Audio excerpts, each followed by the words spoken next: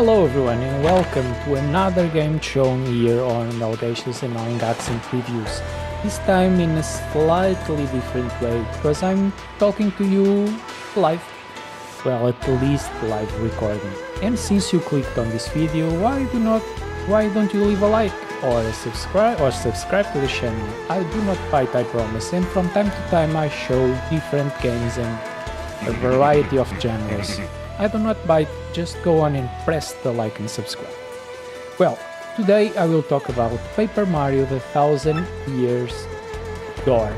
And I have to say that this game is incredible. I was not expecting such a fun game, and you guys should know, if you for any special reason follow my videos, that I'm not a massive fan of JRPGs, with Xenoblade Chronicles being until today my favorite, and still is, I have to say. And Paper Mario the Thousand Years Door just shows that Nintendo on this generation, they just get the graphical palette, the graphical style right, because it's almost impossible to look at this game and to not find it just gorgeous, simply brilliant. This origami style that allows for so many details to be shown, despite the backgrounds most of the time being a little bit washed out. Well, but you have to understand that the Switch is not a masterpiece and power, so we have to at least appreciate what is being made here. The sounds are spot on with the bubbling sounds of the dialogue. They are fun, and people just talk a lot on this game. They just go on and talk and talk and talk, and at the beginning I found that very annoying, because everyone wants to chat and chat and chat and talk and talk and talk, and the game takes a while to start on going. As you are seeing now, we just talk, but I think that is to be expected, and a JRPG, a turn-based JRPG like this one. And you know, I'm not a massive fan of JRPGs, but this one has something. I do not know if... I think it's just... they get everything together. It's not the best game in any remarks, but it got everything right, I assume.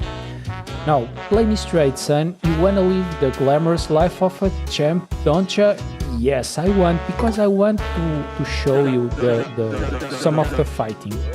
Because the game starts slow, the game seems very repetitive at start, and it kinda is, but when you start to unlock new characters, new party members, you start to see that the game offers you some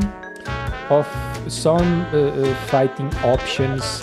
You have to rearrange the order of your party members, you have to choose the proper one, you have to choose the proper attack, etc, etc. But all the diversity comes from your party and not actually from the fighting itself.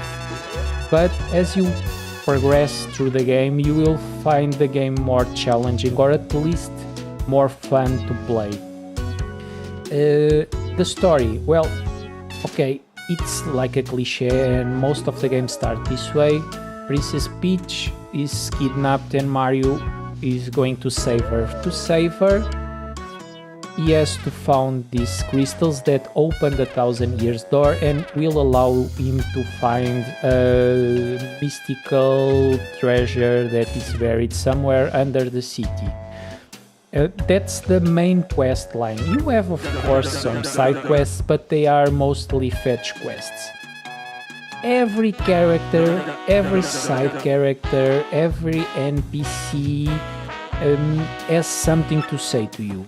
A proper dialogue that I found annoying at first, but at the end I simply understand what they were doing there.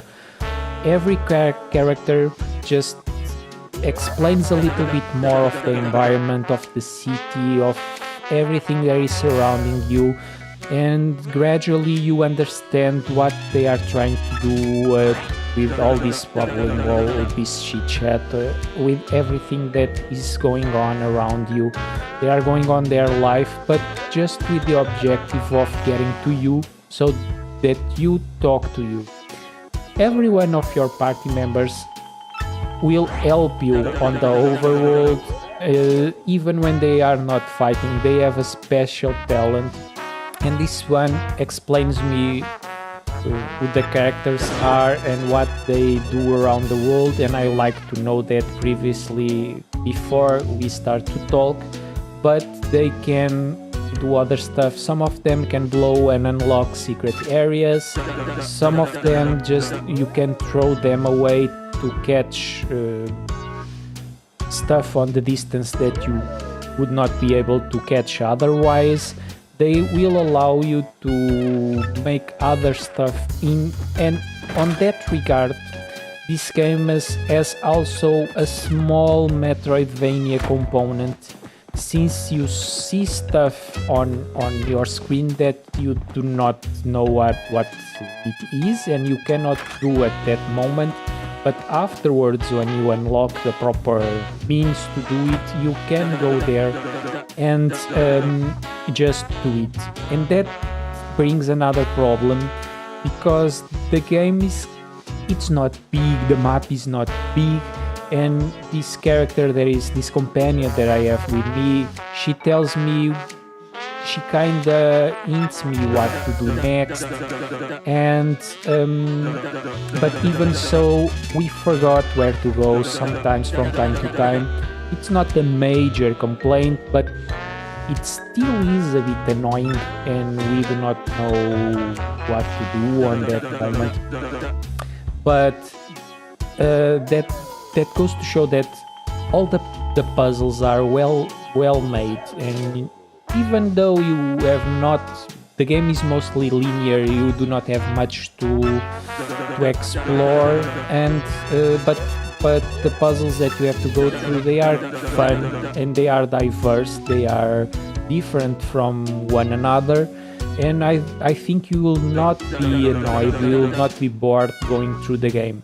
I've played this for around 15 hours or so, and the worst part, I have to say, is the beginning. The first 2 or 3 hours where the game just, it's hard to pick up the pace, but then the game starts to grow on you, and you just love it. As you see, and this for me is bittersweet, everyone has so much stuff to say to you that sometimes you feel just overwhelmed with so much information. I want to show you a fight, but I'm talking to you for ages now. I do not have much more to say about this game, but I have to feel the space just to show you a small fight. Okay, let's go! Make me proud, son. Get it? And another character. And this is characters after characters after characters after characters. There are some options when fighting. You can use items, you can use special attacks, you can use power-ups, but actually the fights play kinda same-ish, I guess. You will see if we are going to fight now. I cannot promise that. But perhaps it's better for me to stop and just to start again when I'm fighting. Let's do that. Let's do that. And let's stop a little bit. And there we go, we are fighting now. And to fight there are several options. I will try to show you the worst setup possible here, just for you to know that choosing the right partner is very important. You can, in the overworld, you can attack first if you jump or you hit an enemy first. During the fight you will have a free hit when you start. But the opposite can also start if your enemy just hits you first. You will be hit without any contemplation before the start, the fighting start. So let's go. Appeal to the crowd at least once. Let's change the... I cannot change mine, but I can change the other one. Tactics, and I want to swap partner to Poops. I will leave Umbella to find Poops, just for you to check that Poops cannot jump. He only can attack on the ground. These Goombas do not fly, but there are many flying enemies, and those are very hard to hit when you are Koops. You can use several... you have some options to use. Oh, I cannot go to Goomba now. I can use Mario. Okay, you can... with taxes you can appeal, you can swap partner, or you can defend. This will bust your... it will make your defense better, or you can just quit the match. You can use special attack. On the top of the screen you will see the star. You have 3 options to use them. Each one of the spheres is 1 SP and 1 special. You can use 3, so you can use Sweet Treat, Earth Tremor and Clock Out. I will show you one of those before the fight ends. You can use items. Each one of these items produces 1 result, and they are quite useful after a while. And you can just use our attacks. Mario has a jumping attack, and inside this jumping attack you will start to unlock tons of different ones. I have more unlocked, but I have these ones equipped, because you have badges that you can equip to make you stronger and make your fighting more diverse. And or you can use your hammer. With your hammer, with your attack is the same thing. You will unlock more powers as you go. I just have these 2 unlocked because at this point of the game they are enough for me to go around. Let me use the hammer. If you get it right, you can make your attack harder. Let's do it for you to show. You have to, if you release the button on the right place, the attack will be doubled. The power of your attack will be doubled, and you can defend if you press defense. Just as you have seen that I've not pressed defense on the proper timing, and well, now I'm useless. If there is an option that you can use that it makes you not only defend but steal the life of your enemy and attack at the same time, but I will not use that. Let's get an item, because if I use a special, let me use a special for you to see. I will use one that is not offensive, just defensive. This one will make me win power points and life points, and you will see how to use them. And I will lose the option to use one of them, or those on the future. I will just fire. If I eat those mushrooms, those green mushrooms, I just will lose time. I'm doing this more or less randomly, because this is not very intuitive when we are playing. I've gained 5 health, 7 flower power, I'm maxed out. Let's try to defend. I've not defended.